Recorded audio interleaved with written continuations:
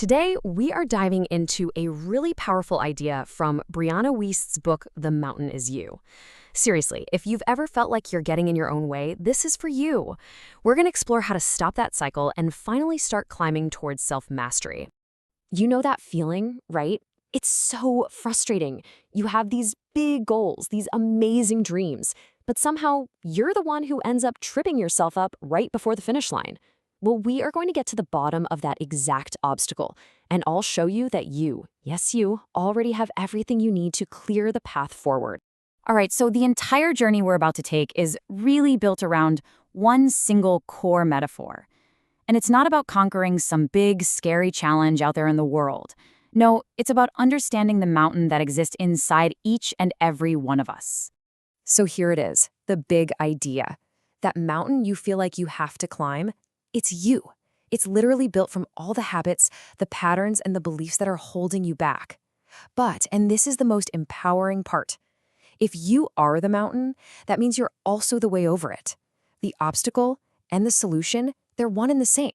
This right here completely reframes the whole issue. Self-sabotage isn't you being weak or lazy. It's not a flaw in your character. Think of it more like old armor. It was a strategy that, at one point in your life, probably did a great job protecting you from pain.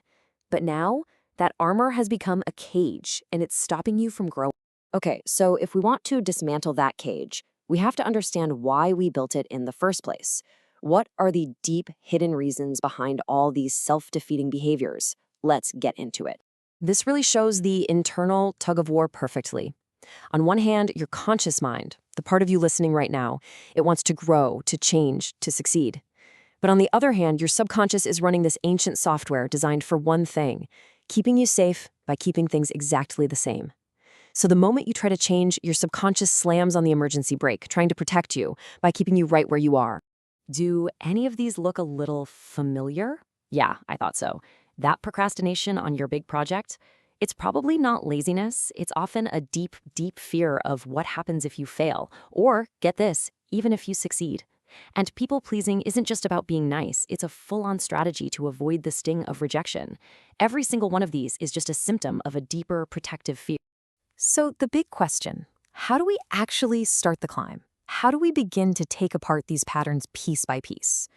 Well, it all comes down to 3 fundamental stages of inner work.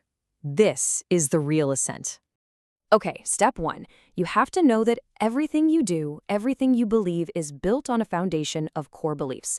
And here's the kicker. You didn't even choose most of them. They were formed when you were a little kid. Beliefs like, I'm not good enough, or I don't deserve to be happy. The very first step of the climb is to become a detective, uncover these invisible rules you live by, and ask one simple, powerful question. Hey, is this actually true? Now for step 2. This involves meeting your shadow self. So what is that? These are all the parts of you that you've pushed away or denied.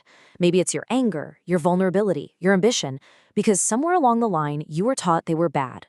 But by pushing them into the shadows, you actually give them more power over you. The goal isn't to get rid of them, it's to integrate them, to bring them into the light so you're in control, not them. And step 3, oh, this is a game changer. It's all about changing your relationship with your feelings. You know, most self-sabotage is just us trying to avoid uncomfortable emotions. This feel-to-heal process teaches you to turn towards that discomfort instead of running away. You just name the emotion, say, this is anxiety. Then you find where it is in your body. You listen to what it might be trying to tell you, and then you just let it pass without reacting. You start to learn that emotions are just data. They're not directives. Whew. So after all that work, after making that tough inner climb, what does life actually look like from the top? What's the view like? This is all about building a totally new way of being, a life you live on purpose, with real self-mastery. Think of these as the 4 cornerstones of your new foundation. First, self-awareness, so you can actually see your patterns as they're happening. Second, radical responsibility, which means you stop blaming anything or anyone outside of yourself. Third, intentional action, where you choose to act in line with your future, not your past. And finally, consistent practice, because, let's be real, this isn't a one-time fix. It's a daily commitment to yourself. And this, right here, is the ultimate payoff. The work isn't about patching up your flaws or fixing what's broken. It's about a fundamental shift in your identity. It's about becoming the kind of person for whom success and health and happiness are just a natural byproduct of who you are, not something you have to constantly chase and struggle for. So how do you actually do that? Well, you start by connecting with the version of you that's already at the summit. Visualize that person. What are they like?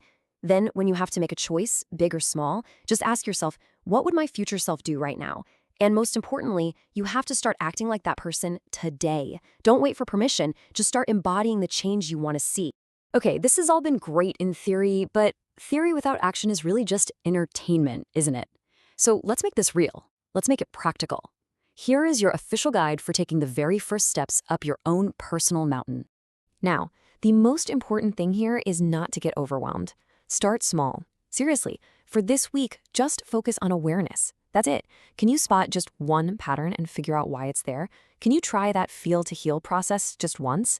Then, over the next month, you can start building on that foundation. Choose one new identity to step into. It's all about taking it one single step at a time. And as you go, keep this mantra close. The very things you're trying to avoid, those are the exact lessons you need to learn. Pushing against a feeling only makes it stronger. And always remember, this entire journey is really about coming home to yourself. So we end right where we began, but hopefully with a totally new perspective. That giant mountain of obstacles in front of you, it's really just a reflection of the incredible potential that's already inside you. The challenge is the path. So the only question left to ask is this: what will your first step be?